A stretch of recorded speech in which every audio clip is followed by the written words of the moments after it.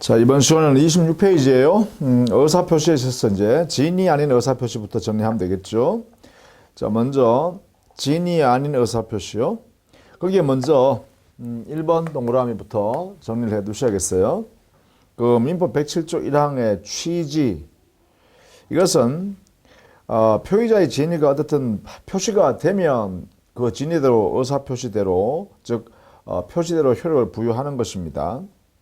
이게요. 따라서 상대방이 의사와 표시가 일치하는 경우에는 상대방이 이 표시대로 믿고 하니까 이 표의자도 흠이 없으니까요. 그대로 효력이 발생하면 돼요. 그죠? 근데 의사와 표시가 불일치하는 경우 이게 문제되죠. 그죠? 이때 이 상대방은 이 표시를 보고 믿었을 거란 말이에요. 그죠? 그래서 이 신뢰했다라는 것이 바로 선임무과실 상대방이죠. 이렇다면 이 표시한 행위 내용대로 효력을 발생해야 되기 때문에 이것은 상대방을 보호하려고 만든 법 조항이다. 이렇게 보겠죠. 그죠? 이렇게 해석을 좀 정리해 두셔야겠습니다.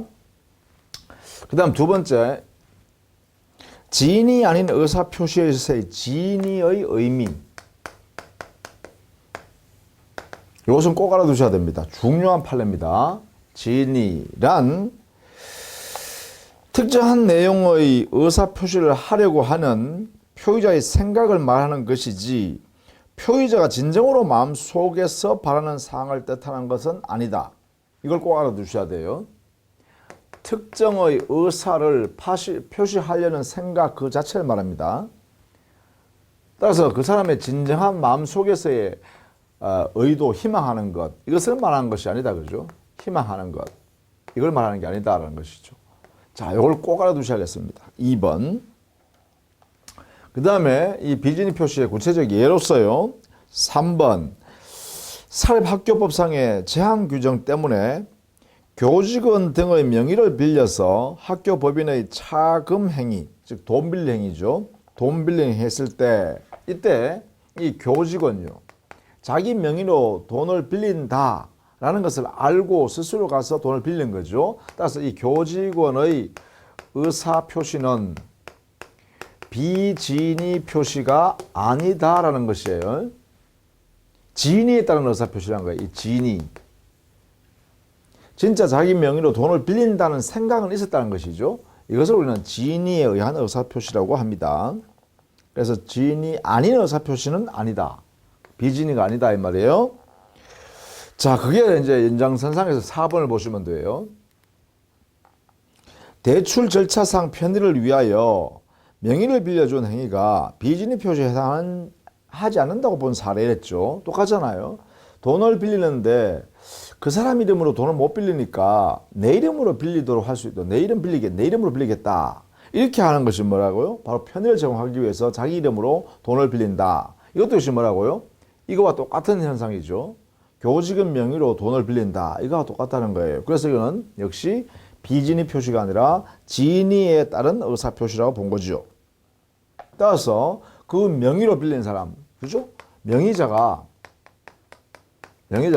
돈을 갚아야 할 채무자 지위를 갖게 돼버립니다. 이렇게. 왜? 이 명의자가 자기 명의로 돈을 빌린다는 이 진정한 의사는 있었기 때문에요. 이 진위에 따른 의사표시였으니까 진위에 따른 의사표시 내용대로 효력이 발생하니까 채무가 생긴다. 이렇게 해석했죠. 자, 이것도 역시 마찬가지요. 5번도 여기에 바로 이 4번의 연장선상에서 볼 수 있죠. 자, 그런 내용으로 여러분이 좀 정리해 두시고 특히 6번을 조심해야 돼요. 6번. 강박에 의한 의사표시.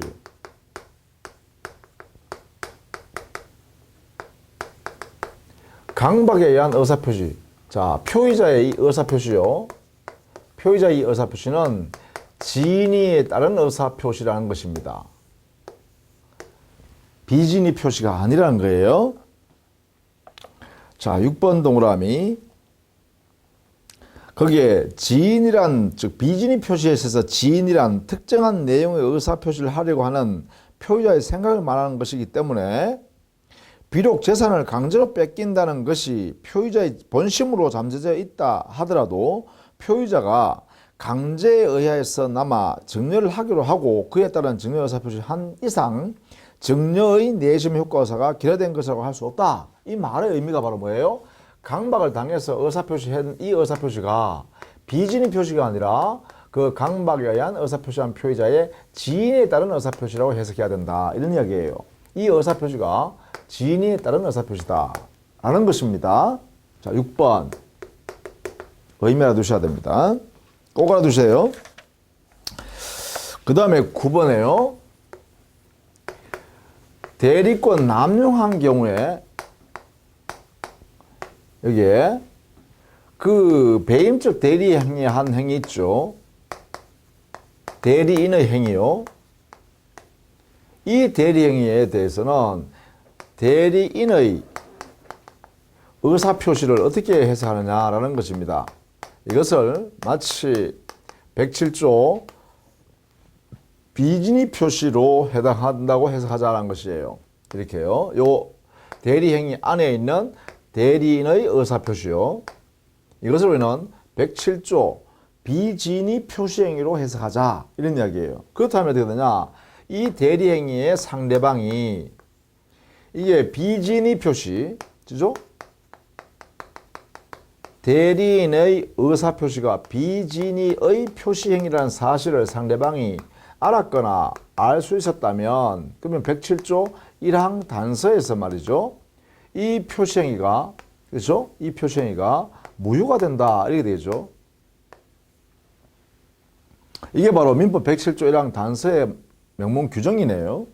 이 규정에 따라서 이렇게 이 비진의 표시행위인 대리인의 의사표시가 무효가 되고 대리인의 의사표시가 무효니까 당연히 이 배임적 대리행위도 이런 경우에 즉 대리행위의 상대방이 대리권을 남용하는 행위라는 사실을 알았거나 알 수 있을 때는 이것이 무효가 된다. 이런 이야기가 되겠죠. 이렇게. 자, 요 내용을 또 여러분이 중요하니까 알아두시라 이 말이죠. 대리권의 남용의 경우 배임적 대리행위가 되는 경우 이때는 상대방이 배임적 대리행위를 대리인이 한다는 사실을 알았거나 또는 알 수 있었다면 그때는 그 대리행위가 무권대리로서 무효이기 때문에 상대방은 본인한테 책임을 져라고 할 수가 없다. 이런 이야기입니다. 자, 중요한 내용이네요. 그 다음에 거기에 10번 이것도 좀 알아두셔야겠어요. 10번 보시죠. 타인의 기망에 의해 전역 초대장인 줄 알고 매매 계약서에 서명하거나 타인의 기망에 의해 신원보증 서류에 서명 날인한다는 착각에 빠진 상태로 연대보증의 서면에 서명 날인한 경우 이때는 사기에 의한 의사표시가 아니라 이거는 착오로 인한 의사표시에 관한 규정이 적용되어야 한다. 이렇게 해요. 자, 10번 사례에서는 사기에 의한 의사표시의 문제로 다룰 것이 아니라 착오에 의한 의사표시의 문제로 다루어야 한다. 이게 판례 태도예요. 자, 이때 사기로 인한 의사표시, 이 의사표시는 진의에 의한 의사표시예요. 진의란 거예요. 진의에 따른 표시행위란 거예요. 이게요. 이 말은 어떤 의미냐면 당사자의 의사와 표시행위가 일치되는 상태에서 하고 있다. 이렇게 보는 거예요. 누가? 여기에 사기를 당한 표의자가요.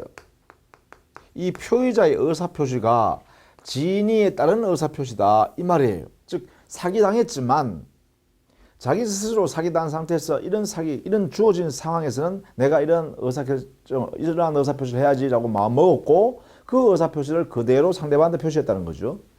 그 말이 곧 진의에 따른 의사표시에 해당된다는 것이에요. 그러나 여기에 있는 착오에 의한 의사표시라는 것은 이 표의자가 어떤 상태로 의사표시하냐. 이 표의자가 이 사람은 자기 마음속에 있는 진의라는 의사와 표시행위가 이게 불일치하고 있다는 사실을 모르고 사는 거죠. 모르고 하는 거죠. 모르고. 이런 상태로 하는 경우에 바로 표의자의 착오에 의한 의사표시라는 거죠. 그렇다면 여기 10번에 주어진 내용들은 의사표시가 일치되는 행위냐라는 것이에요. 이걸 따져보라는 거죠. 자, 그래서 여기 보시면 자, 이게 보면 타인의 기망에 의해서 주어진 상황에 착오가 이루어졌고, 착오가 이루어져서 자기는 이러한 자기 의도하고 의사 표시하는 표시행위하고가 지금 불일치하는 상태예요. 불일치하는 것을 자기가 지금 모르고 하고 있는 거죠. 그렇기 때문에 뭐예요? 바로 착오에 의한 의사표시, 불일치하는 상태를 모르고 하고 있는 상태다, 이런 이야기예요. 여기에 의해서 법을 판단해야 되는 것이지, 의사표시가 일치하는 사기로 인한 의사표시, 이걸 적용하면 아니 된다는 것입니다. 자, 그래서 이게 10번의 의미가 중요하다. 자, 그 다음에 통정허위표시네요. 통정허위표시는 상대방과 양해하에 이루어진다라는 게 중요해요. 그렇죠? 이게 통정허위의 의사표시다. 허위의 의사표시행위였다. 허위표시였다. 그런데 이게 통정을 했다. 이것은 상대방과 합의하에 이루어진 가짜행위다, 이 말이죠. 이 통정을 그래서 우리는 이렇게 표현하죠. 이게 민법상의 통정의 의미는 합의한다 또는 상대방과 양해가 이루어졌다, 이렇게 해석한단 말이에요. 그래서 이런 내용을 전제로 할 때 우리는 허위표시라고 한다, 이렇게 해석하는 거죠. 그래서 결국은 이렇게 해석해도 되겠죠. 우리 판례는 이 통정허위표시의 통정의 의미를 상대방과 합의하에 한다 또는 상대방과 양해하에 이루어진다, 이런 내용이 되면 무엇을, 가짜를, 허위라는 내용을 만듦에 있어 가지고 상대방과 합의하에 상대방의 양해를 받아서 이루어지면 그때 의사표시하는 것을 전부 다 허위표시라고 민법 108조가 적용된다, 이런 뜻입니다. 그래서 요 단어가 대단히 중요하죠. 합의라는 단어와 양해라는 단어가 우리 법원에서는 이런 용어를 판단할 때 쓴다는 거죠. 이렇게요. 자, 그러면 거기에 바로 29페이지에 가면 그런 내용이 있죠. 상대방과 비리를 표시하는 데 대한 양해 또는 합의하에 한 의사표시가 바로 여기에 해당된다, 이렇게 되는 것이죠. 그런 내용들을 정리하고 있는 것을 여러분 보실 수 있어요.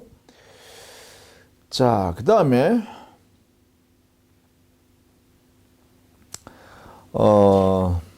거기에 뭐 2번 동그라미, 당사자 쌍방이 통정하여 이렇게 하는 건 뭐예요? 무효다, 이렇게 하겠죠. 통정하여 어떠한 합의를 했다, 이렇게 하면 무효다, 이렇게 하면 되겠죠. 그런 의미로 보시면 되겠습니다. 자, 그 다음에는요, 거기에 6번 지문이 중요합니다. 6번 지문 의미가 있죠. 6번, 강제집행을 면할 목적으로 부동산을 명의신탁하는 것. 강제집행을 면할 목적으로 부동산을 명의신탁했다 라고 했네요. 이럴 경우에 불법 원인급여에 해당하느냐, 이렇게 했는데, 이 말은 무슨 말이냐면 민법 108조 강제집행을 면할 목적으로 상대방하고 짜고서 이렇게 거래행위를 했다라고 하면 108조가 적용될 영역이다라는 것이고, 또 명의신탁을 했다면 이 명의신탁은 탈법 의도로 명의신탁했으니까 뭐예요? 민법, 우리 부동산 실명법에 적용돼요. 부동산 실권리자 명의 등기에 관한 법률, 이걸 우리는 명의신탁 규율하는 법, 바로 부동산 실명법, 이렇게 하고 있죠. 이 법에 의해서 이것은 언제나 무효가 되죠. 자, 이때 여기도 역시 무효입니다. 108조가 적용되어도. 자, 이때 이 부동산 실명법의 법적 성격은 뭐냐 하면 강행법규입니다. 우리 이 법에서 아예 무효로 한다, 이렇게 선언해놨죠. 그래서 이 법 규정의 성격은 강행법규입니다. 즉 강행법규 위반한 내용으로 만약에 이행했다면 이때는 746조 불법 원인급여가 적용되지 않죠. 강행법규 위반에 근거해서는 746조 적용된 게 아니라 103조에 위반되어 이행했을 때, 그렇죠? 그때 746조 불법 원인 급여가 적용돼요, 이렇게. 그렇죠? 자, 이런 경우에 적용된다는 걸 꼭 기억해야 돼요. 그러므로 이렇게 부동산 실명법 위반했거나 또는 108조 민법 규정에 있는 108조 통정 허위에 의해서 거래했기 때문에 무효다라고 하는 이 무효에는 바로 746조를 적용될 영역이 아니다는 것이죠. 왜냐하면 사회 질서를 위반하는 행위 자체가 아니기 때문에 그렇습니다.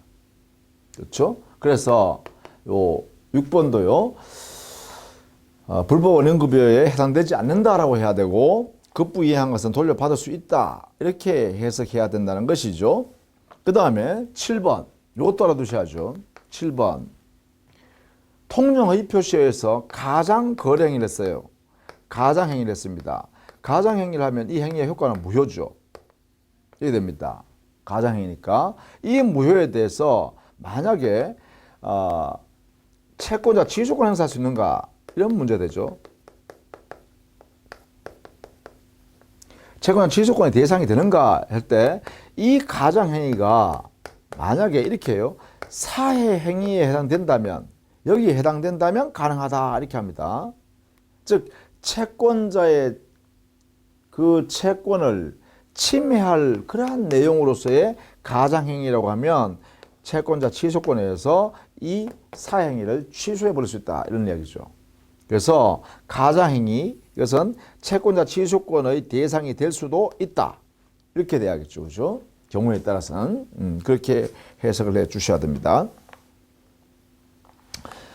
자, 그 다음에 그게 9번에 보시면 금융기관의 양해 하에 양해 그럼 이건 하는 얘기죠. 통정에 해당될 수가 있다 이런 이야기죠. 만약에 양해 하에 이루어졌다 이런 결론이 됐다면 그때는 두 사람이 서로 짜고 한 행위다 이렇게 해석한다는 거죠. 법원이. 그러게 되면 어떻게 해요? 통정의 표시에 해당되었기 때문에 무효인 거래행위다 이렇게 결론이 도출돼야겠죠. 그래서 9번 볼까요? 금융기관의 양해 하에 동일인에 대한 대출 한도액을 제한한 법령이나 금융기관 내부 규정의 적용을 회피하기 위하여 제3자 명의로 되어 있는 대출 약정을 했다면 이것은 뭐라고요? 통정 허위 표시다. 왜? 양해 하에 이루어졌으니까. 쌍방이 서로 이루어졌어요. 합의하에 이루어졌으니까 그렇다. 그죠? 무효다. 이렇게 해석해야 되겠죠. 자, 그 다음에 제3자가 있는데요. 이거는 바로 우리 민법 107조, 108조, 109조, 110조 비정상적 의사표시를 규율하는 규정들이죠. 비진입 표시 108조 통정의 표시 109조 착오의 의사표시 민법 110조 사이간방의 의사표시 여기는 모두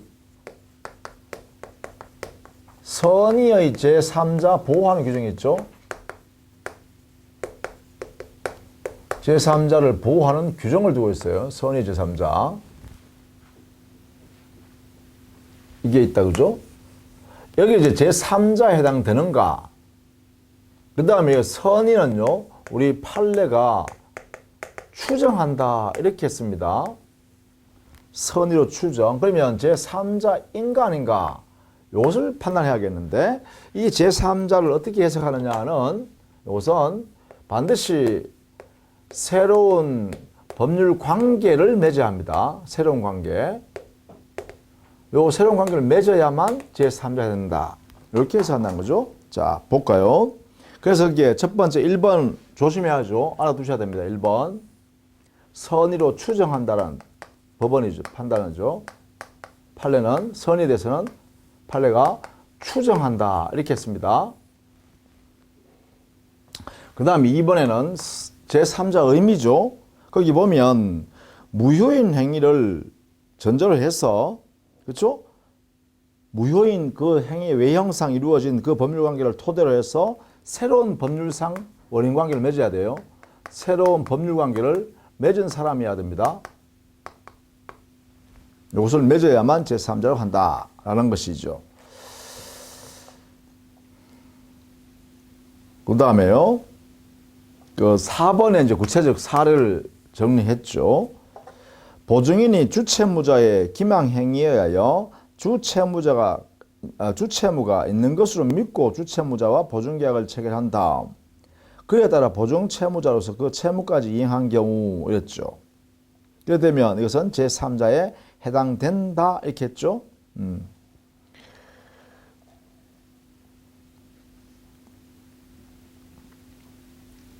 자, 그 다음에 5번도요. 5번도 여러분 한번 보시면 구체적 사건이죠. 통정한 허위의 가등기 및 본등기로 인해 소유권 이전 등기를 말소한 자가 그 본등기에 터잡아 부동산을 양수한 선의 제3자에 대하여 허위 표시물을 주장할 수 있는가 했는데, 자, 양수한 제3자가 선의의 제3자가 됐죠.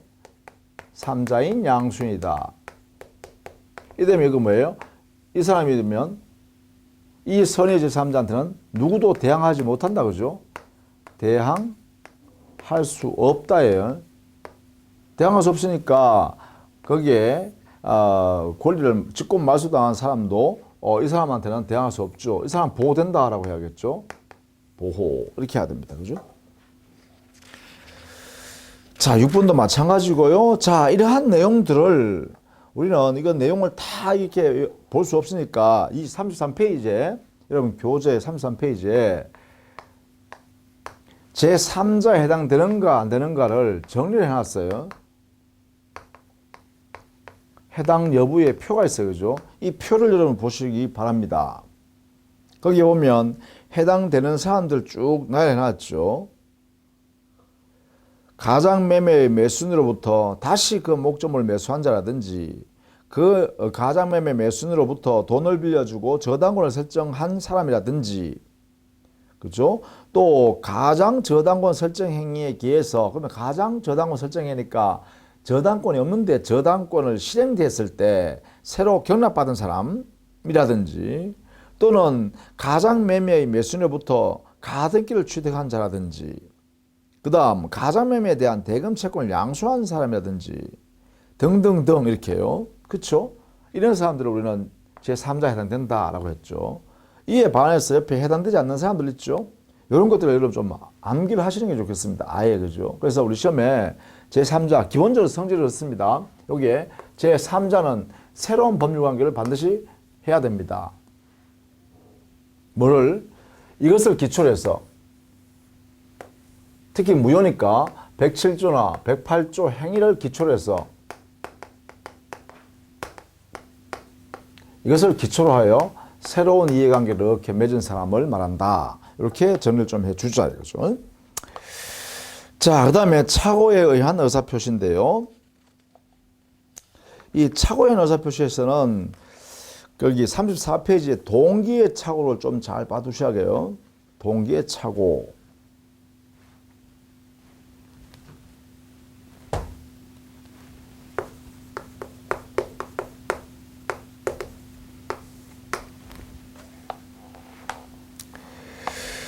자, 거기에 보시면 1번 동기의 착오가 법률행위 중요부분의 착오가 되기 위한 요건 했죠.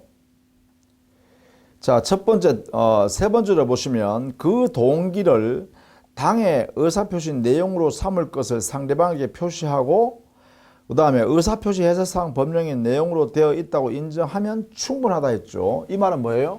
이 동기가 외부에 표시되면 족하다 이런 이야기예요. 근데 그 밑에 보면 합의까지 이루어질 필요는 없다 이랬죠. 그래서 상대방과 합의할 것까지는 요하지 않는다. 그러면 그때 우리는 동기가 표시되었다 이렇게 할 수 있고, 그렇죠? 그 다음에 그 내용에 있어서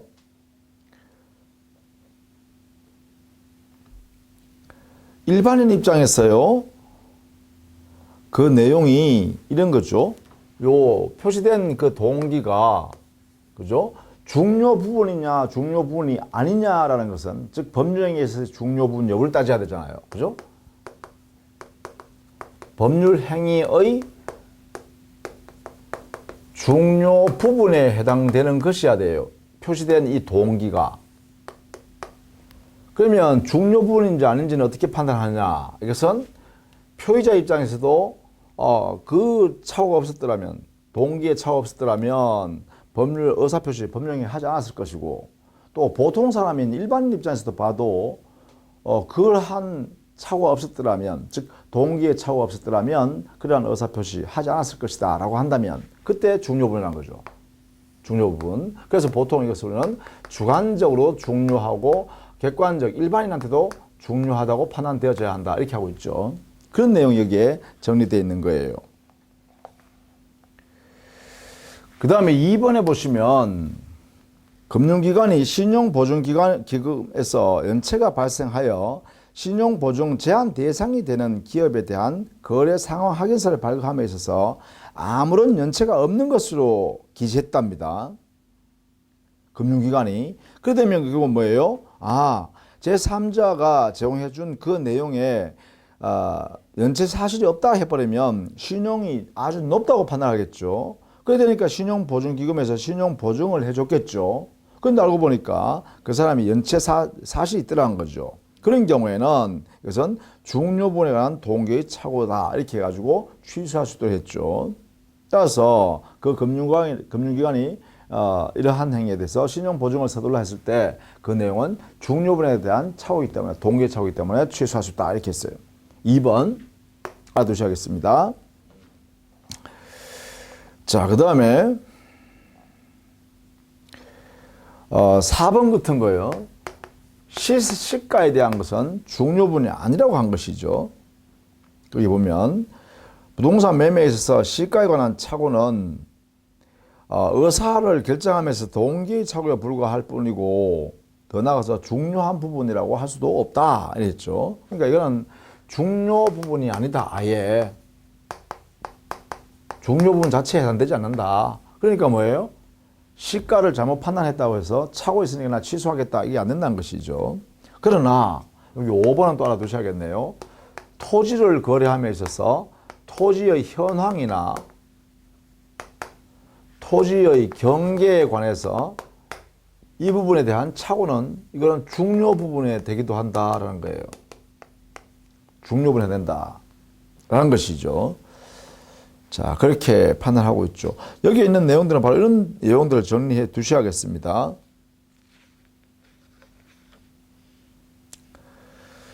자, 그 다음에 거기에 9번도 경계선에 관한 착오 이거였죠. 9번 경계선에 관한 착오, 토지에 있어서 경계선 이게 관련되니까 중요 부분이다 이렇게 해석한 거죠. 자, 그렇게 정리를 또 해주시면 되겠어요.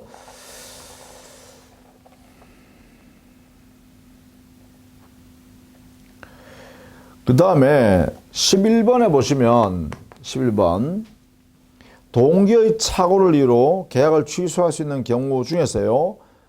귀속 해제된 귀속재산요. 국가에 귀속됐다. 국가 소유 토지 재산이다.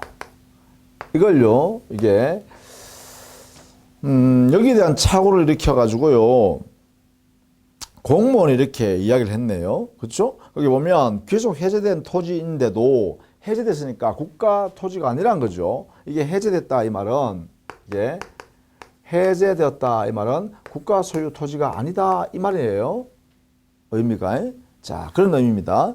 자, 귀속 해제된 토지인데도 귀속 재산인 줄로 잘못 알고 국가에 증여한 경우 했는데 이것은 동기의 착오라 할 것이나 했는데 거기 보시면 세 번째 줄부터 이게 중요해요.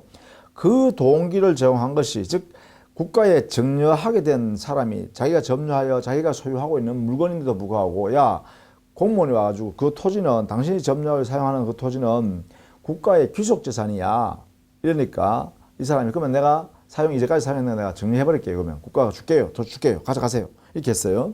이러한 경우에는 바로 공무원이 착오를 일으켜가지고 당의 소유자였던 그 사람이 국가에다 줘버렸다는 거예요. 정리해버렸다는 거예요. 이런 경우에는 바로 이게 국가 공무원의 제공에 의해서 소유자가 착오를 일으켰죠. 어떤 착오냐면 동기의 착오를 일으켰어요. 이렇게 소유자가. 그래서 이 소유자가 뭐였냐면 국가에다 재산을 줘버리는 거죠. 증여. 자, 그렇다면 상대방 국가의 기관이 동기의 착오를 야기신기한 거죠. 야기. 이걸 뭐하냐? 제공했다. 또는 유발시켰다. 이렇게 표현할 수 있겠죠. 그죠? 소유자로 하여금 동기의 착오를 발생케 하도록 유발시켰다 이 말이에요. 누가? 바로 국가의 기관이. 이런 경우에는 이 동기의 착오 자체가 이 정려 행위에 나타나 있지 않다 하더라도 이때는 뭐 한다? 정려의 의사표시 안에는 바로 착오에 의한 의사표시라고 할 수 있다는 것입니다. 동기의 착오가 표시되었느냐 여부를 불문하고 그 동기의 착오를 일으킨 소유자에게 동기를 착오를 일으키게 만든 것이 바로 그 거래 상대방 이쪽에서 야기시켰다는 거예요. 그 야기를 우리는 제공했다 또는 유발했다 이렇게 표현하죠.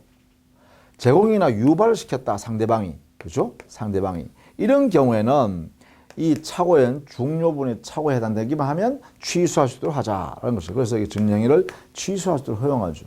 허용한 거죠.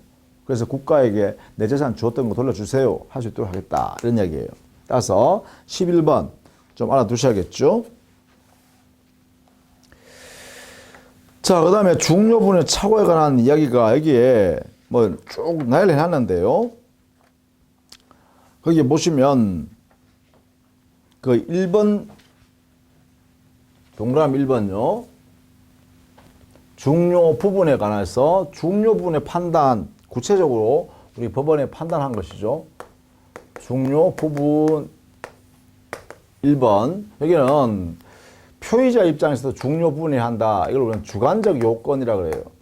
그리고 일반인 입장에서도 중요 부분이 한다. 객관적 요건이라 그래요. 이 두 가지를 모두 갖추면 중요 부분으로 인정하겠다는 것이에요. 거기 보면 첫 번째 줄에요. 표의자가 그러한 착오가 없었더라면 그 의사표시를 하지 아니하였을 것이라고 생각될 정도. 그 다음에 두 번째요.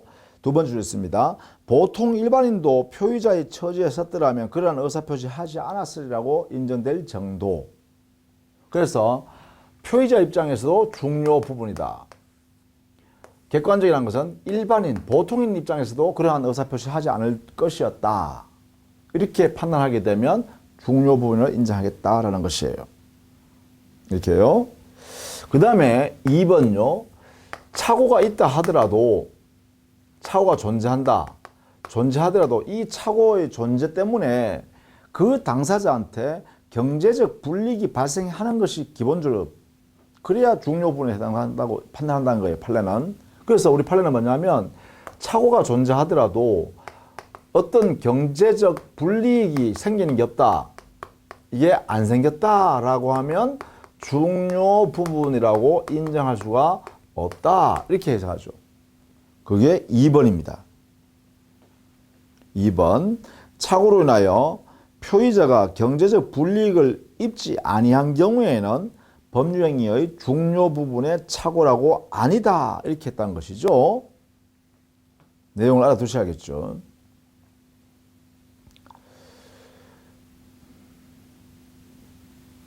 그 다음에요. 그게 3번 지문도 마찬가지 중요한 부분이다. 거죠. 재건축 아파트 설계 용역에서 건축사 자격이 가지는 중요성에 비추어 볼 때 재건축조합이 건축사 자격이 없이 건축연구소를 개설한 건축학 교수한테 건축사 자격이 없다는 것을 알았더라면 그것을 맡기지 않았을 것이란 거죠. 설계 용역 계약을 안 했을 거란 거죠. 그래서 이때 건축사 자격 이걸 가졌느냐 안 가졌느냐에 대한 판단은 당에 이러한 설계 용역 계약에 중요한 영향을 미치는 그러한 부분이라는 거죠. 그래서 중요한 착오가 된다는 거예요. 건축사 자격이 있는지 없는지에 대해서요. 그런 의미다. 그죠? 자, 그 다음에 4번에는요. 4번 쌍방착오의 동기의 착오의 문제인데 부동산 양도에 부과될 세액의 착오가 민법 착오로는 의사표시인 109조 소종의 착오에서 제외되는지 여부, 또 추가로 세금이 부과되는 사실을 알았더라면 매수인이 그것까지 부담하기로 약정하였으리라고 인정되는 경우에 그 취소가 인정되는지 여부에 대해서인데요. 여기에 대해서는 기본적으로요. 그 매도인의 착오는 중요분에 해당된다. 이렇게 봐요. 이게요. 왜냐하면 세금이 그렇게 많이 나올 것이라는 사실 알았더라면 팔지 않았을 거라는 거죠. 양도인이 아예 처음부터. 그렇다면 그 매도인에 있어서 세금이 과하게 나온다는 사실을 이걸 몰랐다라고 하면 착오에 의한 의사표시 중요 부분이 착오다 이렇게 해야 된다는 것이죠. 그것이 1번에 있는 거예요. 1번. 이렇게. 그 다음에 그 장래에 발생할 불확실한 사실. 장래에 발생할 불확실한 사실. 장래에 발생할 사실이죠. 발생 여부가 불확실한 사실. 여기에 대한 착오. 인정할 거냐? 인정한다는 거예요. 이것도 착오의 대상이 된다는 거예요. 그러니까 뭐냐면 내가 지금 부동산을 팔면 처분하면 양도소득세는 나중에 나오죠. 지금 당장 나오는 게 아니고 그죠? 내가 양도 거래하고 난 뒤에 나온단 말이죠. 거기에 대한 판단하는 것이니까 여기 장래 발생 여부가 불확실한 그러한 내용이죠. 양도소득세 얼마 나올 거냐 이것도 그죠. 확실한 건 아니죠. 여기에 대한 착오도 착오가 해당된다는 것입니다. 자, 이렇게 정리를 좀 해두시면 좋겠다라는 것이죠.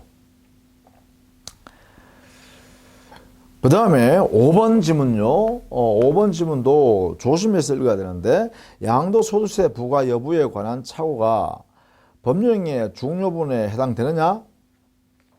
라고 물어봤네요.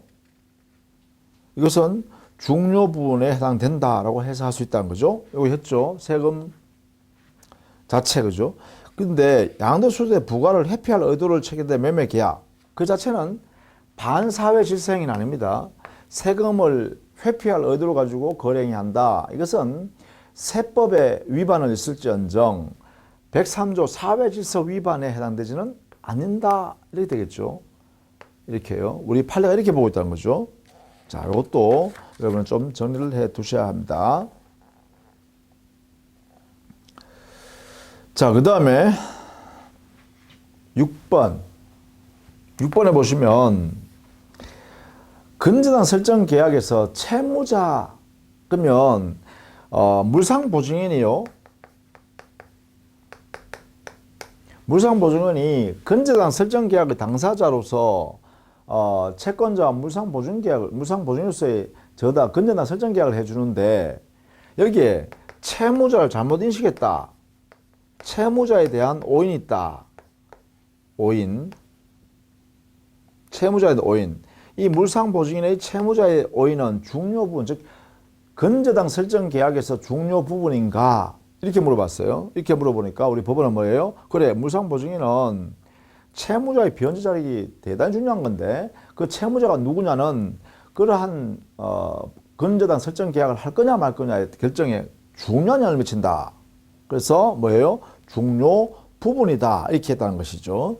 그것이 6번입니다. 중요 부분이다. 그러나 여기 7번에요. 목적물의 소유자가 누구냐? 여기에 대한 착오는 중요 부분이 원칙적으로 아니다라고 해요. 원칙적으로 그죠? 원칙적으로 해요. 먼저 그걸 알아두셔야 되죠. 그 다음 8번 토지 현황 경계의 착오 중요 부분이라 했죠. 그 다음에 11번에 예컨대 지분에 대해서요 착오가 있었다. 뭐 공유 지분요. 뭐 이런 거 있겠죠. 이 지분에 대한 착오 이거는 중요 부분에 해당되지 않는다. 또 이렇게 했었죠. 양적 차이기 때문이다. 이렇게 했습니다. 자, 이렇게 정리를 좀 해 두시고요. 그 다음에 우리 착오에 의사표시 취소하려고 그러면 중요 부분에 착오만 있으면 취소가 인정되는 것이 아니라 중대한 과실이 없어야 되죠. 그죠? 중대한 과실이 이거는 없을 것. 그래야 취소가 허용되고 그런데 만약에 중대한 과실이 존재하면 이게 존재하면 취소가 인정되지 않습니다. 취소권이 부정돼 버리죠.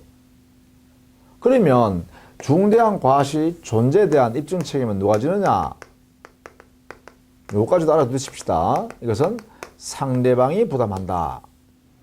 이렇게요. 즉 취소권을 행사하는 표의자의 상대방이 부담한다. 이렇게요. 자, 그러면 거기에 중대한 과실의 의미에 대해서는 동그라미 1번에서 설명해 주고 있어요. 여기서 중대한 과실을 한번 세 번째 줄에 있죠. 세 번째 줄에. 거기에 보면 표의자의 직업이나 행위의 종류 그리고 목적 등에 비추어서 보통 요구되는 주의를 현저히 결여했다면